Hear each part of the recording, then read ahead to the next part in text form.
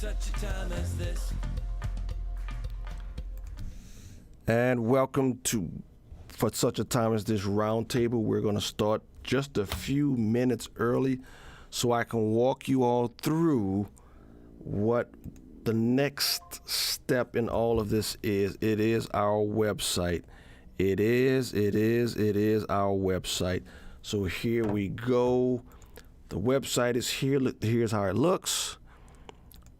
Before I do that, let me give you our website address. Here it is. For such a time as this .today. For such a time as this .today. .today. Here's how it looks. Please let me know if you can, before I go any further. Please let me know, for those of you who are probably out there listening, can you hear me? Am I coming in loud and clear? Give me a thumbs up to make sure that you hear me. We've been having some connectivity issues. Not sure who's on, who's off. It's been going back and forth a little bit. Can you please give me a thumbs up that you can hear me clearly? Anybody in the chat room? Because for some reason, one of my desktop things are not lighting up. Can one of you log on and see if you hear me coming through? Because I can't. It is. Okay, so it looked like I am coming through. All right, so here we are. Before we get into our topic, I want to show you all the website. For such a time as this, .today. Look at it. It looks good. You scroll down. This pops up. About us. You know what's so sad? How many ministries do you know that are afraid to put out statement of faiths? I know a lot of churches don't do that anymore because they're afraid to tell you what they think about God, the Bible, the human condition, Jesus Christ. They're afraid to tell you what they believe. Any ministry that is afraid to tell you what they believe, run. Not worth it, not good. Thank you for the thumbs up. So let's get started on our topic. And what is the topic? The COVID church. Is Christ still the head of the church? The COVID church. All right.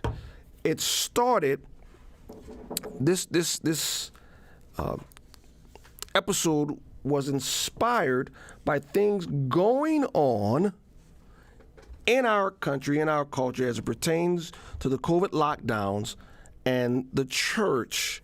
So, who wants to introduce why we are doing this? Yeah. So this is Abby, and good evening, everyone. A series of articles written by Julie Royce came to our attention, and they were rather critical of Pastor John MacArthur, who has a large church out in Los Angeles, California, and he reopened, I believe it was in the summer. And there was one article about the fact that John MacArthur had not reported the cases of COVID of his congregants. There was another one about a seminary student, because he also has the master's seminary is part of that church. And there was a student that passed away from pneumonia, his daughter said, but the article was written which said it was COVID. And I'm looking at reading these articles, and I'm also looking at the comments, and there are so many people weighing in there. And let me just share one with you that is kind of typical of this, the way of thinking that some Christians are taking on this. This commenter said, "Is it really too much to ask churches to comply with social distancing, masking, and following the required reporting of outbreaks of 3 or more people within 14 days? Seems like these are fairly minimal ways to love one's neighbor, yet this church seems determined to flout even those minimal safeguards. It's shameful." And there are a lot of Christians who feel this way. And so I think this is a really important thing to talk about. So here's what we're going to do.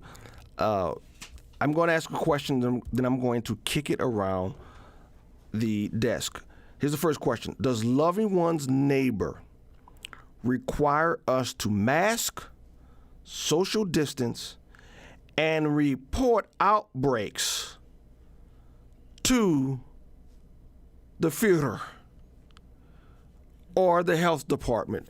Does loving one's neighbor require us to mask up, social distance, and report outbreaks to the Führer? Who wants to go first here? Okay, go ahead, Lisa Joy. You know, I think this would have to depend on what you think is true about all this. So if you believe that these tests, which from what I've seen were not created to diagnose if you have a virus or not, and if you believe that you are actually spreading germs by not putting a mask on, which there's a lot of things coming out saying that the masks will not stop the particles. And if you believe all the things that have been told to us over how many months? This was supposed to be, 2 weeks to flatten the curve, and it's turned into how many months? Going on a year. 15 days. It's ridiculous. It's absolutely ridiculous. And, I get to the point where I go, this looks like a very, very bad flu season. We're not tracking flu anymore. Everything is being chalked up to COVID. And we personally have had 2 people that we've known from family that have passed away, and they were marked as COVID deaths. But when we talked to them a little bit closer, the people that were in the mix said, no, it wasn't. They had other things going on. So I guess if you think that you're killing grandma by not putting on your mask, then maybe we should be. But I don't believe that. So Let me play the advocate here. If you believe that these tests are accurate, and if you believe that it is deadly, is the church still required, you think, to report these numbers? If you believe all that is true, should the church still report? no, these aren't laws. These aren't laws. It's a mandate, suggestions, yet we are being treated like they're laws. We are being bullied and shamed if you go into an area, even outdoors. I mean, you see people driving in their cars with masks on. And I think the psychological and health even health, our immune system is being damaged by breathing our own breath in. So I just have a real problem with this. Some of us have had misdiagnoses. Some of us have had to be challenged to do things a different way. And I wouldn't go that route. I have the freedom to choose. And if I'm sick, of course I'm going to stay home. But there's no way that just because I'm sneezing, I have COVID, and I'm going to let someone put something up to my brain cavity to check it. If you have to go that far in, I'm sure that you're not going to get my germs that way. So, see, if you see this at any point that the free citizens are now obligated to report to the state, what's next? Obesity? Is the church going to be required to report people who are over their biometric, the BMI or whatever? Even if this is true, even if it's a Ebola-like, the church should never be required to report, in my humble opinion, to report to the government. Required. No, I don't see it. Yeah. Okay, you got to let me know. Okay, good. Yeah, I agree too. Okay, if this were Ebola, I can understand. You wouldn't have to force anybody to shut down. No, you're right about that. Nobody's coming. Dropping dead. That's right. That's exactly right. So in a free country, my position has always been, if we are a free country, that we are adults. We have the facts. We can assess our own risk for ourselves and our families, and we should be allowed to do so. And like you said, if it were Ebola, nobody would be there anyway. So it would take care of itself. But this is, I think that the facts are really, like Lisa Joy was saying, they're important. Let me just run down a few of them for you. COVID has a nearly 100% recovery rate. There are effective, inexpensive treatments such as hydroxychloroquine and ivermectin, which have been discouraged and in some cases banned on purpose. Lockdowns have been enforced with partiality. Casinos, abortion clinics, weed stores, airlines, grocery stores, Home Depot, they're all allowed to remain open, while churches that actually have constitutional protection are closed. This is a political crisis. Churches are being targeted, as far as I can tell. Also, for instance, like out in California, where Pastor MacArthur's church is, his church is about 7,000 people. The rule is, if 3 people have COVID within 2 weeks, he has to report that. In a church of 7,000 people, which makes about as much sense as saying a church that can hold 5,000 people can't have any more church people than a church that holds 100 people. What's the rule for Costco? What rule? Shut down if there's 3 people? I don't know that they have. They aren't even, Costco's not even required to keep track, right? Isn't that something? Mm-hmm. There's no data that backs up any of this. There's no data that backs up masks. There's no data that backs up lockdowns as being effective ways of controlling this. Yes. But when you talk to people and you try to get those facts out, they will sit and argue and argue. Where is that? Where can you prove that? The CDC's website has changed these things on and off. And yet, people still, and I go back to the point that we have been so conditioned to listen to our TVs and the media and the things that we see on the screen that we really believe a lot of it is true. And I don't buy it. The reality is most people are sheep. You're never going to get past that. And maybe, you know what, Abigail, Ruth, and Lisa Joy, maybe you two just aren't loving enough. How about that? Maybe you're just not loving enough. Here's what Jack says. He says this: if loving one's neighbor is about optics, then let that virtue mask fly. Let flag fly and share the love. But if a necessary condition of love is truth, then wearing a mask is not exactly loving. The battle is truth, though, isn't it? Yes. It comes down to truth. And this is what I'm with my little list. Wait. Go ahead. With my little list here, my point is, none of this is based in truth. None of it. It lies everywhere. But you're missing the point, Abigail. You are missing a huge point. You live in a culture that can't tell a difference between boys and girls. What battle of truth do you think you can have and win in a society when someone has male plumbing and is considered a woman? Did you see the new official at the HHS? We're done. If the battle is about truth, boy, it is striking. So let me keep on task here.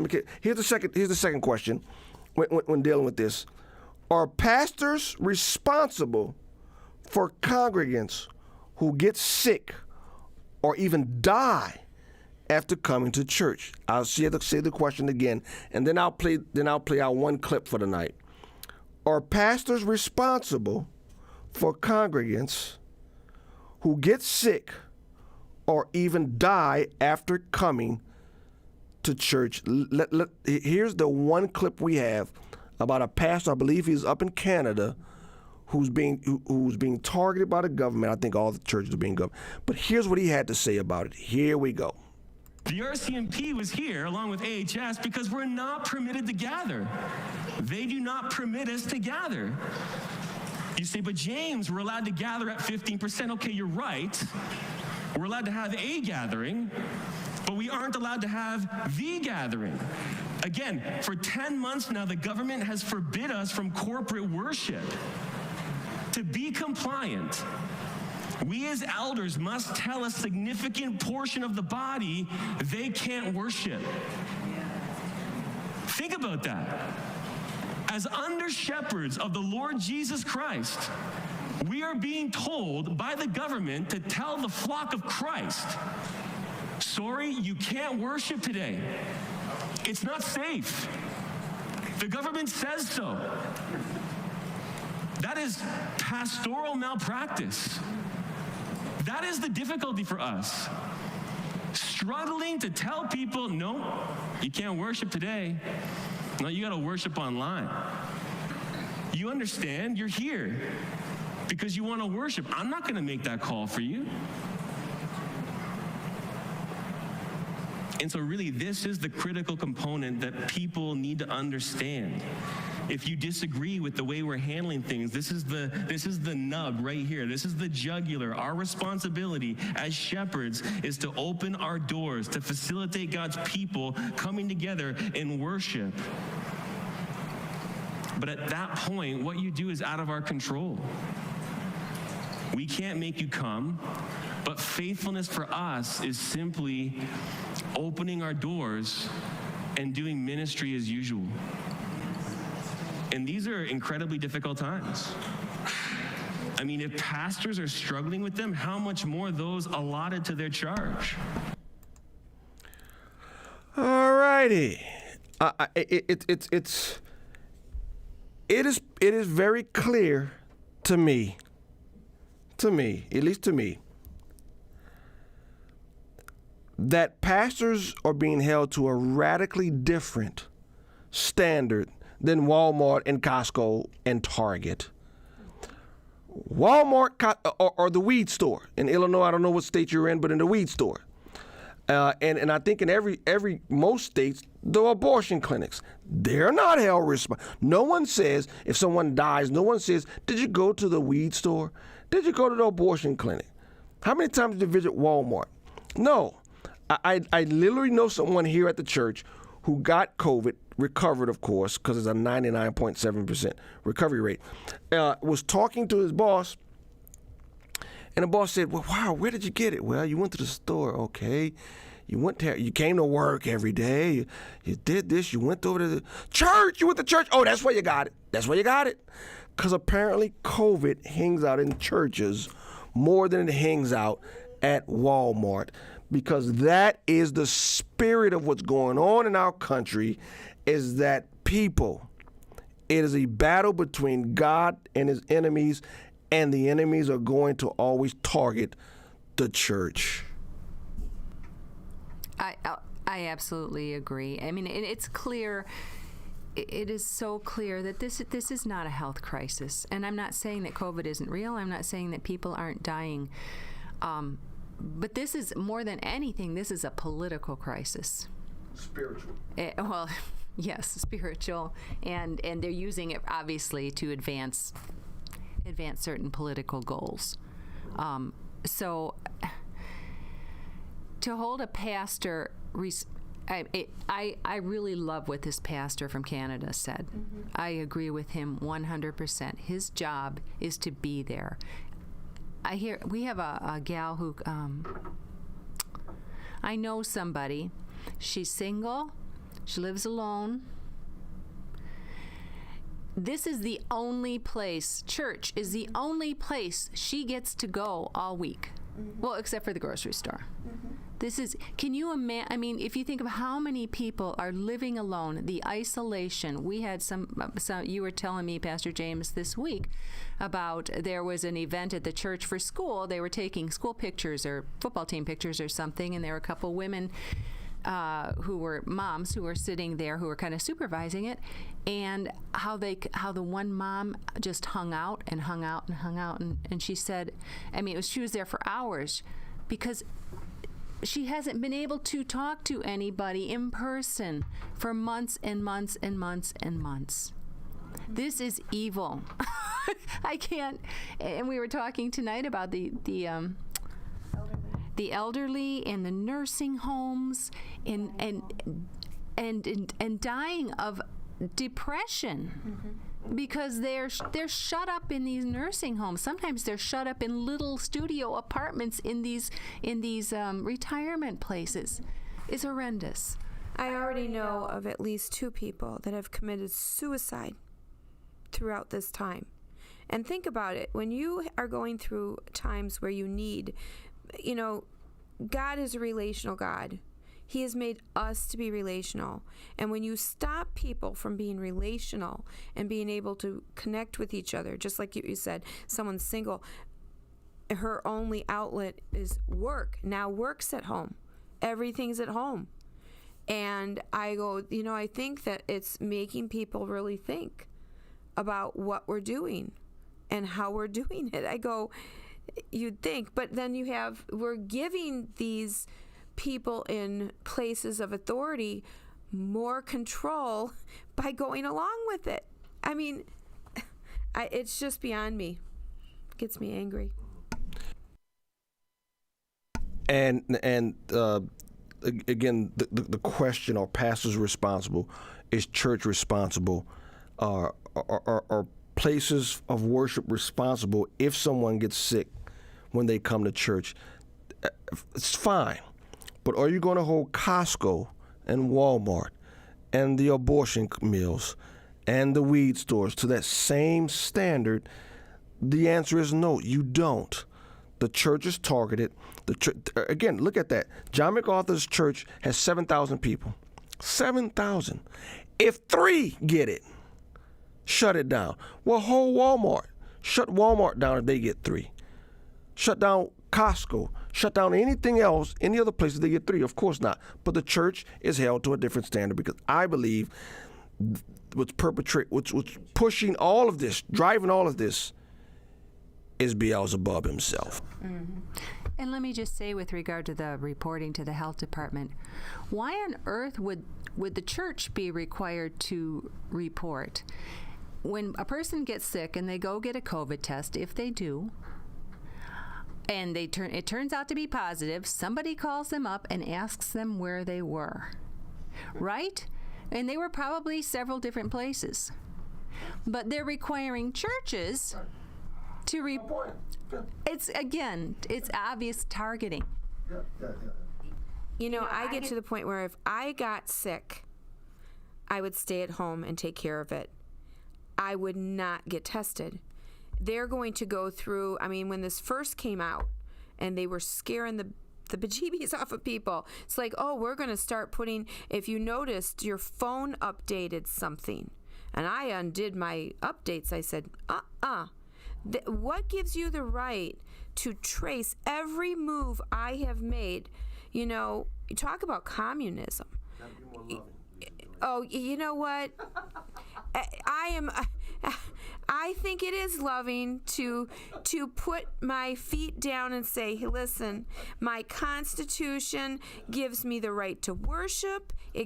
I would never knowingly give someone a sickness, but I did have a conversation with a coworker around the time that we were talking about this whole Ebola thing, and we had missionaries, that had contracted and came back, and he was very upset. He said, he was like scared because this is very scary. It would kill someone.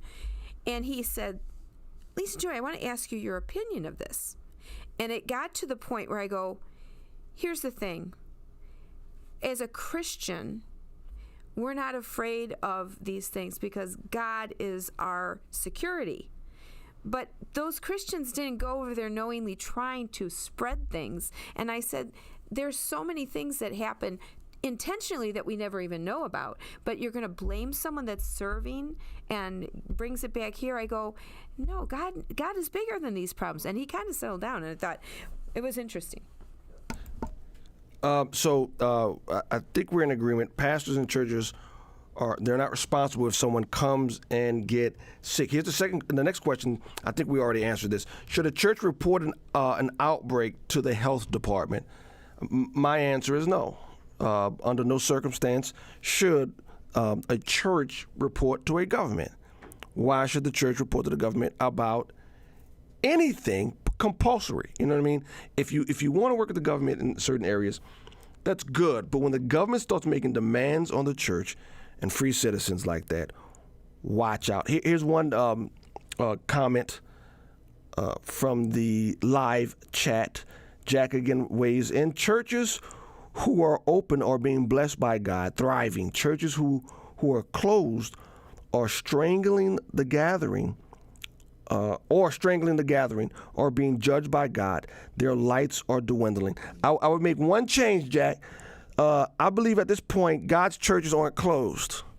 You understand what I'm saying in between we had a conversation. We had a conversation with someone before. Boy, I sure wish God opens up his churches. And my answer was, he has. If your organization is still closed, maybe it's not a church. That's just me. We'll see. But anyway, can any of you think under any circumstances in which a church should report something to the government compulsory? Well, think of us as individuals. Forget about it being the church. Would I report it? No, I wouldn't. Not when it's something that has been so blown out of proportion and has been used to drive fear. Well, I mean, can you think of any circumstance in which the church should? no. I don't know. I can't think of anything that, I mean, you respect the law, you respect, the government, but when God's law is higher, I'm sorry, that's more important. Unless you're talking about a crime that has been committed, whether murder or molestation, I think we would go to the government. Right. If a crime of said nature in which it was clearly a crime and sin, yes. Something of this nature, I would say no. Which begs the question here, how do we understand Romans 13 in light of governmental COVID restrictions? And I'll read it. I'll read a portion of it. Let everyone be subject to the governing authorities, for there is no authority except that which God has established. The authorities that exist have been established by God. Consequently, whoever rebels against the authority is rebelling against what God has instituted, and those who do so will bring judgment on themselves. For rulers hold no terror for those who do right, but for those who do wrong. Do you want to be free from fear of the one in authority? Then do what is right, and you will be commended. For the one in authority is God's servant for your good. But if you do wrong, be afraid, for the rulers do not bear the sword for no reason. How are we to interpret that in what we are saying? Because New Hope Community Church had to struggle through this verse. Not struggle, but we had to work through it. And here's how we worked through it. The highest law in the land is not President Biden. I got to get used to saying that. The highest law in the land is not President Biden, and it wasn't President Trump. Not the Senate, not the House. Believe it or not, it's not the Congress. And it darn sure isn't the Supreme Court of America. The highest law in the land is the Constitution. And I'm not claiming to be the sharpest knife in the drawer, but I can read a little bit. And I know what the First Amendment says. That the federal government does not have authority to hinder the free assembly and worship. So that's how we worked through the Romans 13. That is, when one takes an oath, whether it be in the military or in office, you swear to uphold the Constitution, not to uphold the what do you call the president's the edicts, the sign of the pen. No, what Biden had 17 of them today. What is that? The president's mandate, not the mandates. It's not executive orders. There it is. We hold. Did you? I didn't hear you. We don't take an oath to uphold the executive orders of the president. We take an oath to uphold the Constitution of the United States of America. And so that's how we work through it. Anyone else? And that's different than, I mean, well, up until very recently, yes. The United States is supposedly a law, or a land governed by laws. Correct. Which everyone has to follow. That was the idea. We don't have a king whose word is law. Correct. Or a governor whose word is law. So the law, it's not embodied in the person. Yeah, used to be. And as we see now that is rapidly changing. If not on paper, then obviously in fact. In practice, yes. And so it is very, very difficult to navigate this. I will admit that. This is not easy. And we have someone, as I'm sure every congregation has, we have members who are struggling with this, who want to be obedient to Scripture, and is struggling with the fact that New Hope is open, in some ways, defiant of the Führer Pritzker. And I get that. And I would say no one should sin against their conscience. But the same, and here's what I want to say. The same courtesy that I extend to me. I'm not sinning against my conscience because I believe that the highest law in the land is the Constitution of the United States of America. And that I believe Pritzker and Congress, and I'm pretty sure President Biden, they're going to be going against what the Constitution says whenever they try to hinder the church. Remember, people, Walmart, Costco, abortion mills, weed stores, they don't have constitutional protection. The church does. The church does. And for some reason, we forget that. I don't know why we forget that. It is explicitly clear that you can't hinder the church's worship, but they do it. And we swallow it. So, any last comments, proclamation, questions before we shut it down? Comments? Let me see here. Let's dwindling. So Eric Jenkins says, "Now the Lord," he quotes, "Now the Lord is that Spirit, and where the Spirit of the Lord is, there is liberty." Then he gives a thumbs up. Jack says, "Amen." Eric, then I read this, but I didn't quite understand it. Eric, you help me out.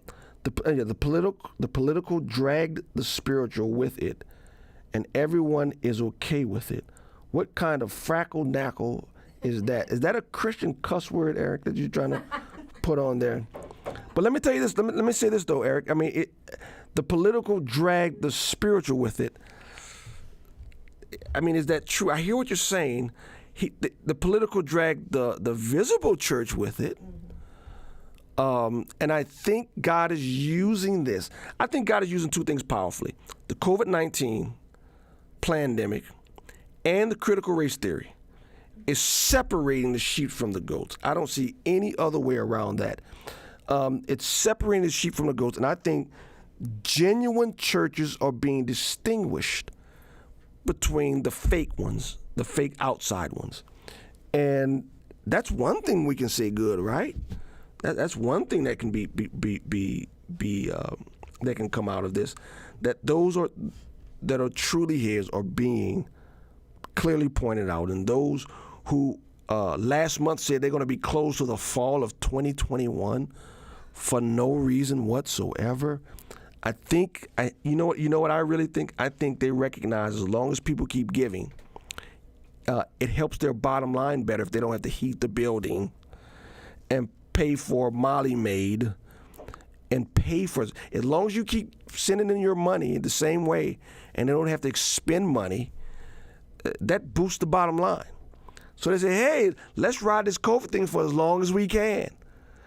And let's stuff the coffers for as long as we can, where there's going to be a price for that. There's going to be a price for that. All right. Anything else? Thank you again, Prof. Prof. Chris, who was a little quiet tonight, and Prof. Lisa Joy. We thank you. Is there anything else we have to hit before we go? You guys sound great. Thank you. Sanctified Social Service Agencies. What is that? Is Eric sleeping? I don't know. But anyway. But all right, thank you all. Again, please visit the website for such a time as this .today. Let me put it up there again. For such a time as this .today. Sign up on the email list so that even if we are booted from the platform, wherever we go, you can follow. So please go to for such a time as this .today. Sign up for the email list, and you will never, no matter what they do to us, be cut off from the ministry. Thank you. God bless. Have a good night. See you soon.